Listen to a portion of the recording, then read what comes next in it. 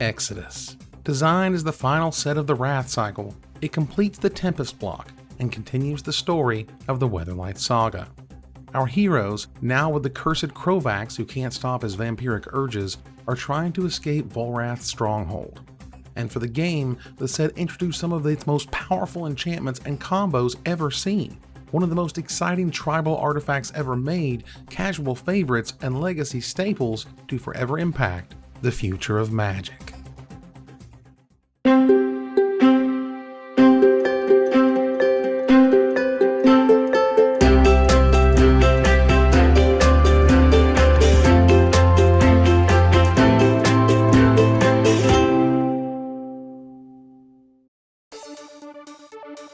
The story picks up with Urtai, outside of the Rathi portal. Striking a bargain with Lina, the Soltari emissary, the Soltari will help open the portal so the Weatherlight can escape. In turn, Urtai will keep the portal open long enough for the shadowbound half-life on the plane to go through. The nearby amorphous Soltari visionary gathers in preparation for their chance to escape the plane, while Lina leaves the staging site to inform the Weatherlight crew of the deal. Meanwhile, outside of Volrath's stronghold, the Zealots in Dal begin to gather outside the tunnel entrance, as the imposing armies of the Core and Dal have belatedly arrived to join the raid begun by the Vek and the Skyshroud Elves. Inside the stronghold is full-blown pandemonium. Elves and Vek are surrounded by an army of Mogs. The Core and Dal keep it from a wholesale slaughter, but all of them are in trouble. The Core, Vek, and Dal all realize that their only hope is to join together. Taking an oath of lieges, Eladamri swears that he will lead them first to safety and then to victory. As the other leaders take the oath, united, they break through the Mog ranks and escape.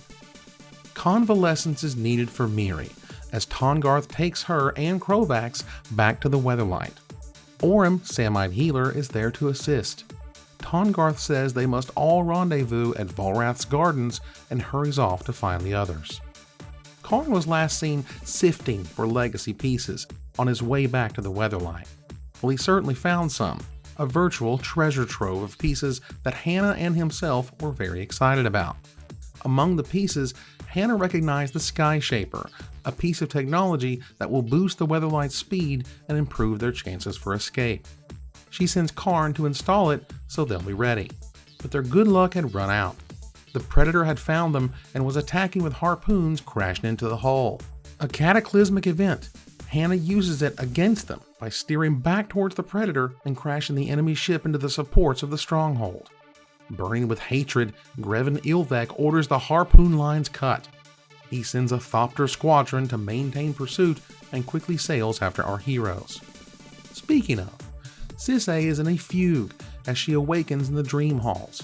She tells Gerard of Stark's betrayal as they make their way to the waypoint at Volrath's gardens.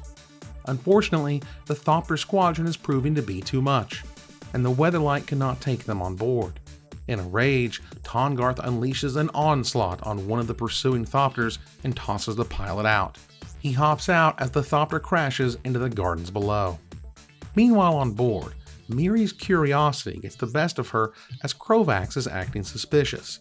When he attempts to sabotage the Weatherlight, Miri hurls herself at him, and they both grapple as they too fall into the gardens. Gerard arrives at the gardens only to witness Miri and Krovax fighting.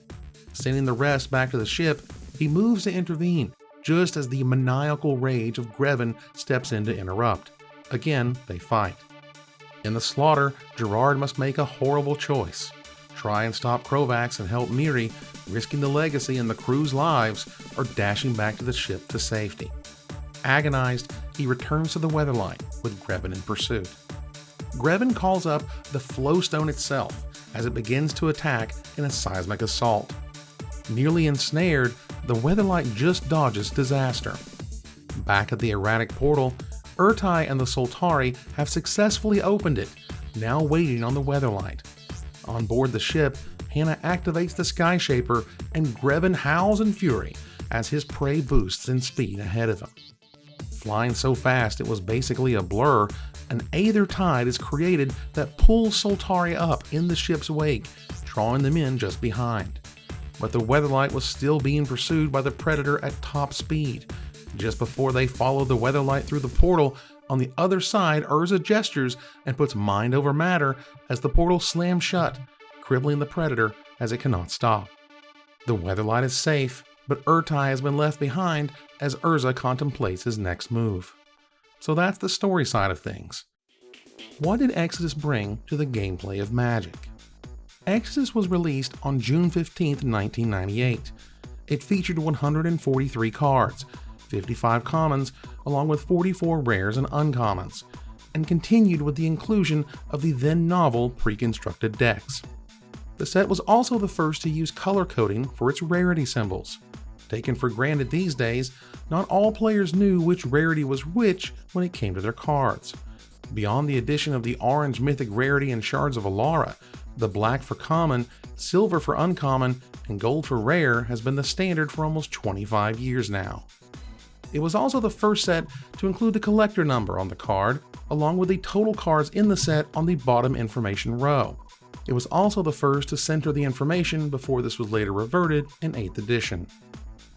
Its pre-release promo was Monstrous Hound, still non-foil, but did have a foil stamp featuring pre-release $6.98. First, you can't discuss the impact of Exodus without bringing up Survival of the Fittest and its cohort Recurring Nightmare. Both pieces of what would be considered Rec-Sur for its archetype, the ability to find what creature you want to reanimate with just a few mana, was incredibly powerful.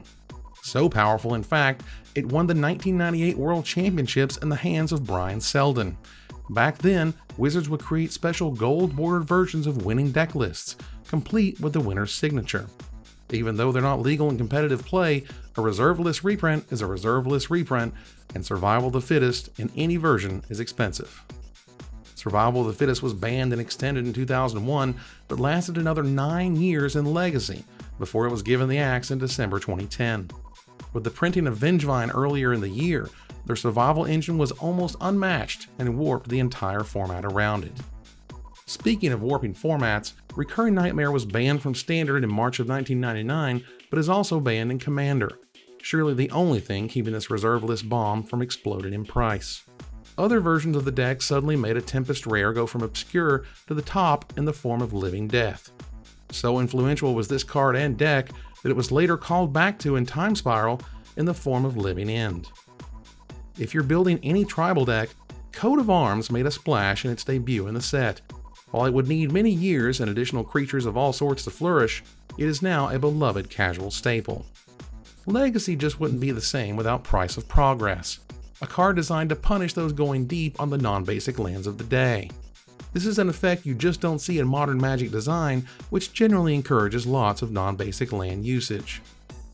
One of those popular non-basic lands you might punish players for using would be City of Traitors.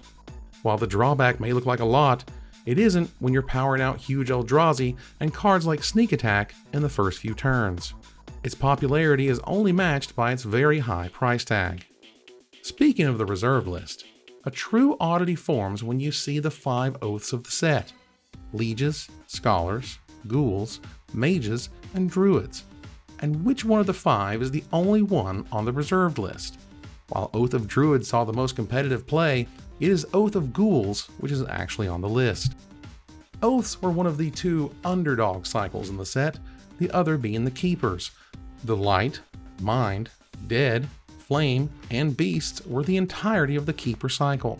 These were creatures who only provided you a resource if your opponent had more of it. A Mega cycle was also completed in Exodus, begun by Gravedigger and Tempest.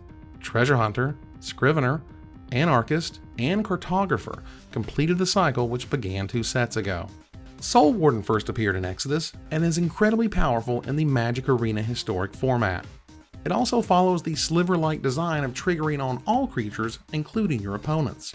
The limited favorite Merfolk Looter appeared in Exodus to little fanfare. Slowly but surely, it was understood just how good this card type of filtering could be, including the drawing first and then discarding, rather than most modern rummaging effects of discarding first. Merfolk Looter hasn't seen standard legality since its last printing in Magic 2012. One of the most powerful and impactful creatures for its time, Paladin Onvek was a monster in constructed play. From dodging powerful removal spells and blocking huge creatures for as long as needed, it was later hugely important in fighting wildfire decks of all forms. Sphere of Resistance is a staple in the Mishra's Workshop decks in Vintage. It also sees play in the Mud mono-brown decks along with Arcbound Ravager. As of this recording, however, it has never been reprinted despite not appearing on the reserved list. The popular podcast Limited Resources had its namesake show up in Exodus, but its effect is unfortunately so powerful it had to be banned in Commander.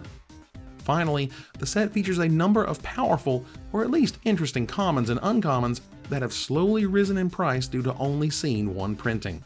Reconnaissance and Culling the Weak are two bound for a reprint someday, with an expectation they may be a higher rarity next time around.